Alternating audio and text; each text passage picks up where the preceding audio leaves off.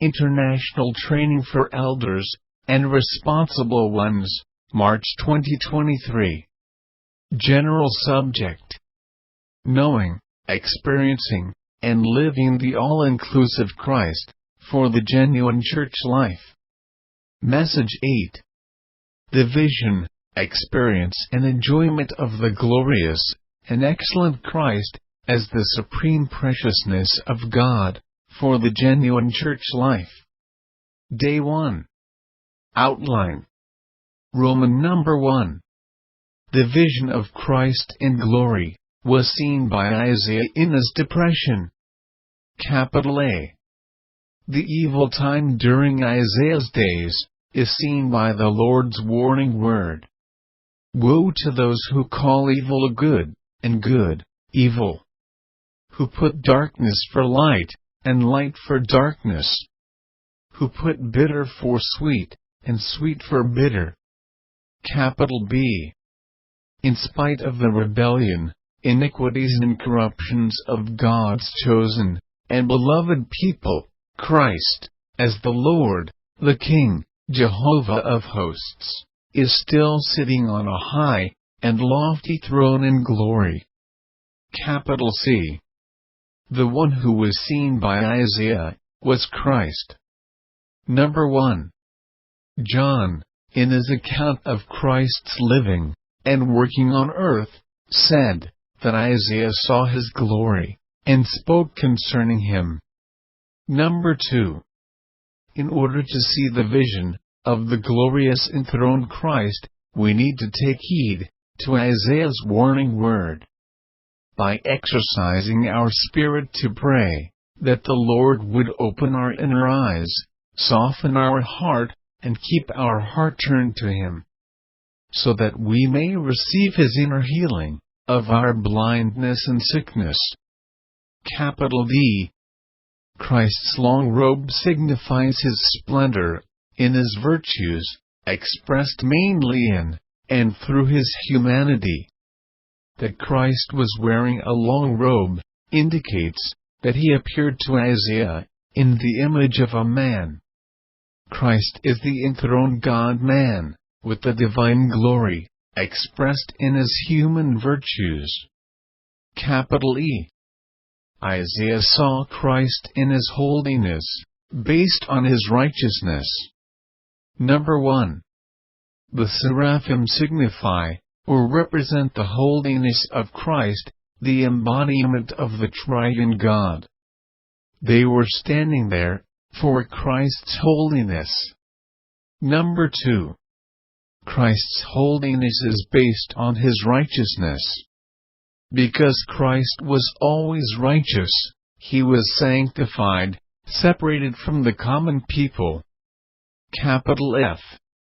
As a result of seeing this vision, Isaiah was terminated, finished, realizing that he was a man of unclean lips, dwelling in the midst of a people of unclean lips. Number 1. In the New Testament sense, seeing God equals gaining God. To gain God is to receive God in His element, in His life, and in His nature, so that we may be constituted with God. Number 2. Seeing God transforms us, because in seeing God, we gain God, and receive His element into us, and our old element is discharged. This metabolic process is transformation. Number 3. The more we see God, know God and love God, the more we abhor ourselves, and the more we deny ourselves. Capital G.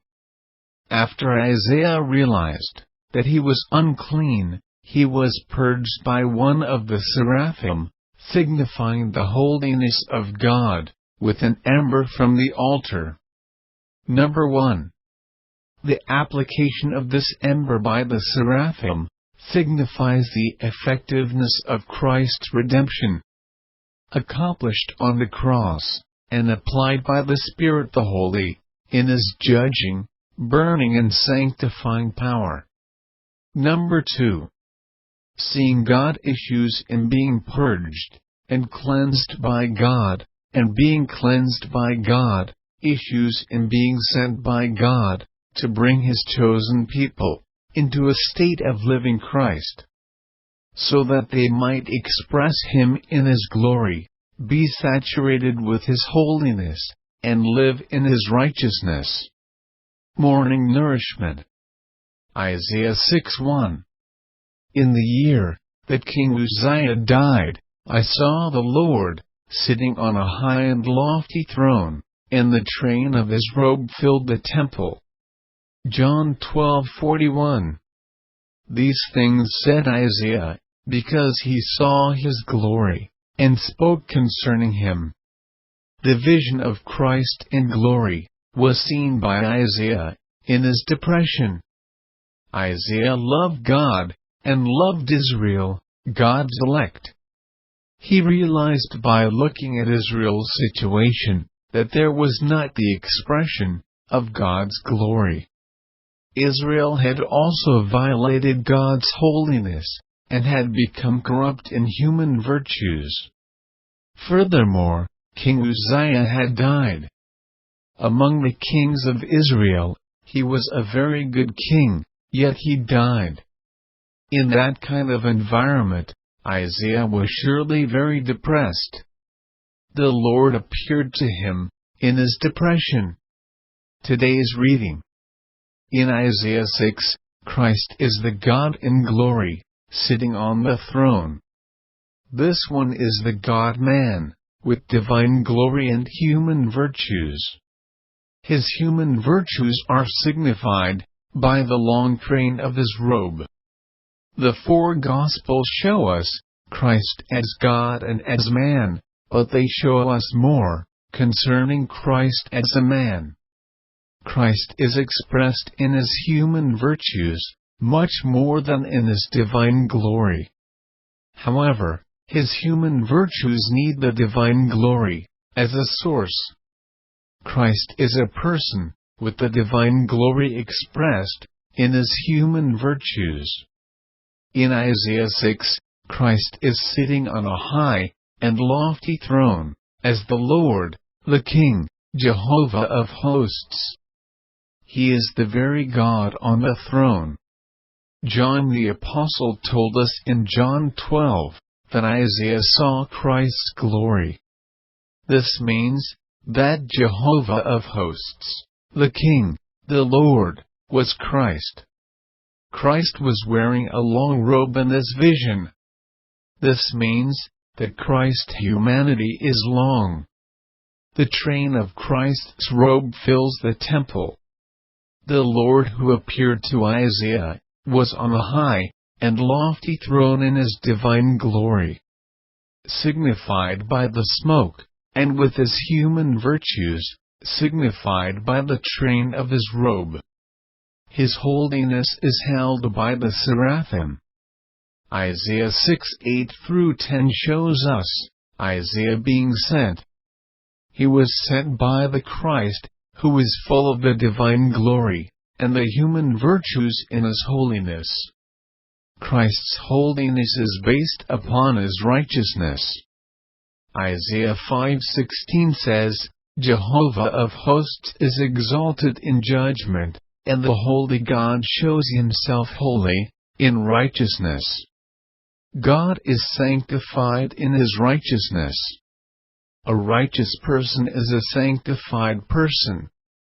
He is not common, but holy, separated unto God. Since God is righteous, He is holy, sanctified, separated from the common people. In the four Gospels, Jesus surely was a separated, unique and particular person, because He was righteous all the time. Therefore, He is holy, sanctified. Isaiah was sent by Christ to a people who were short of the divine glory, were violating the divine holiness, and were corrupt in the human virtues. He was sent by the Lord to lead Israel, to express Christ's divine glory, in His human virtues, held in His holiness. In other words, God wanted Israel to be a holy people, fully separated from the nations. Today, to live Christ is to express God's glory. To live Christ is to be righteous. Righteousness is the base, the foundation, of God's salvation. God's salvation firstly justifies us, making us righteous.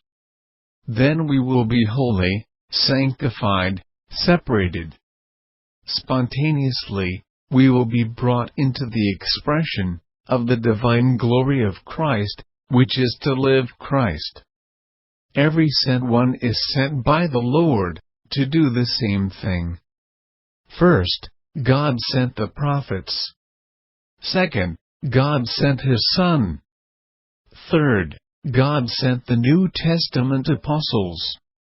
He sent them all to bring God's chosen people into a state of living Christ.